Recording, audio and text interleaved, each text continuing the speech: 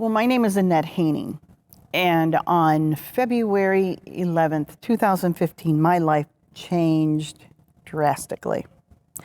I worked, I stayed home with my husband. It was just him and I, great times, fun times. But that night, we went over to his daughter's house to check on her because we know that she has been using, was a heroin user, let me rephrase that, is a heroin user, and alcohol. And she had an 18-month-old little girl in that room with her. So we knocked on the door and we went in there and she let us in and she was out of her mind. The place was a disaster. There was Cheerios all over the floor that little Destiny was picking up and eating. No fresh milk. The dishes were stacked sky high. She was drinking Kool-Aid from a bottle from I don't know how when. She was filthy, and we were ready to take her. But of course, in the meantime, we're trying to talk to Mom and say, let me get you into a treatment facility. We need to get you detoxed. We need you. No, crying and carrying on. But look, you can't continue to live this way. We will take care of Destiny until you can get out and get straightened out. We'll take care of her. That's not going to bother us. So next thing you know, there's a knock at the door. And my husband got up and went to the door, and it was a police officer. And they said, we heard some disturbance. Some people called in because someone was yelling, and we're like, well, Kelsey's just upset, and we're trying to calm her down and trying to get her into treatment because that's what she needs. And he pulled my husband outside, and he came back in, and the police officer said, ma'am, there's a warrant out for your arrest. You have to go to jail. And the policeman looked at Scott and I and said, can you take care of this little girl? And we said yes. And that's the night our life changed. We took her, we got as many clothes as we possibly could. Everything was dirty. We didn't know what was what. We couldn't find a lot of her clothes. We grabbed the car seat, got in the car, and took off. They took her to jail. No, they took her to the hospital first because they didn't know if she was medically stable. Then they took her to jail, put her in jail, and from that point on, it has went downhill. We have this little girl today, over 7 years. We thought we'd have her for 3 months. She tried to get custody back, but it didn't work because she was still on probation.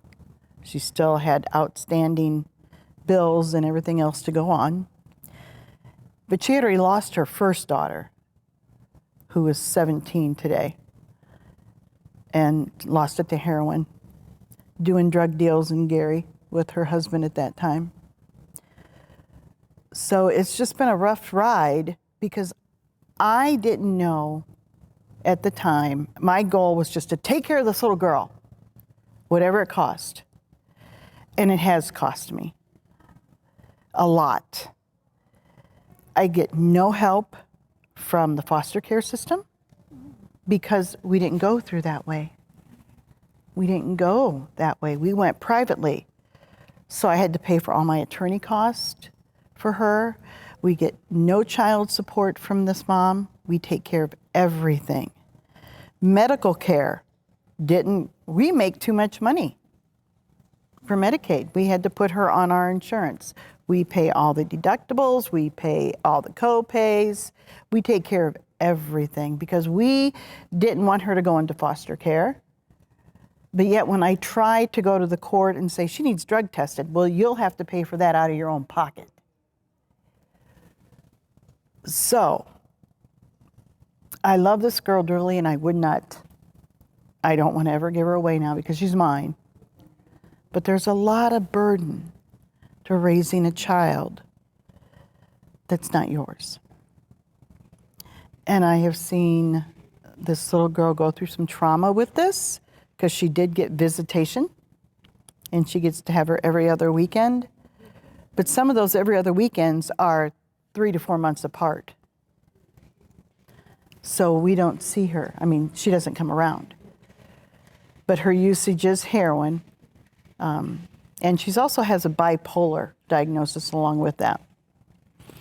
So with her bipolar, she's either really mad at us or really happy with us, depending on what's going on.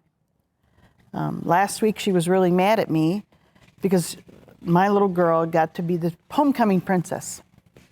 And Mom showed up at the very last minute when she was getting announced. And of course, they announced this Destiny as the daughter of Mr. and Mrs. Scott Haining. The mom had nothing to say that was good about the whole thing. I was called every name in the book that night. So we go through a lot of trials. We go through a lot of temptations, but it is a lot of things. It's an emotional thing. You want the mom to get help, but she's not getting help. She lies to us. She's using. She has different men coming in and out of her home all the time. When Destiny does get to spend the weekends there, I have no control over that. I can't get her drug tested unless I pay for it. I can't get her counseling unless it's ordered, and then I have to pay for that to get through the court. So there's a lot of different avenues there that are going on. Destiny's getting older. She's starting to tell me things. Last weekend, she had her. Mommy, or she calls me Mommy. Mommy, I spent a night at the hotel with 2 other guys my mommy had there. Why are you taking this little girl to a hotel and spending a night in a hotel with 2 other guys? How much power do I have over that? None, unless I pay for an attorney.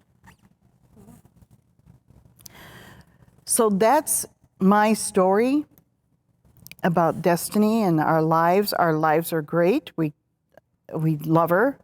We've paid everything for her. We would take care of her to the day I die, because that's how much this little girl means to me.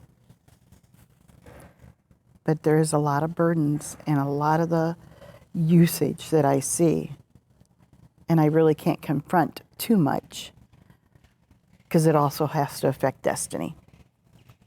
And Destiny doesn't want to hear that her mommy's bad, or that her mommy's a drug user, or mommy's in jail. She just finally said to me yesterday, and this will be my last thing, is she said, I finally found someone else in my class who's living with a grandparent and not their mommy or daddy. And I said, Destiny, you're going to come across that a lot more than right now. Or there's going to be different parents, or there's going to be different situations. Every family is just not mommy and daddy.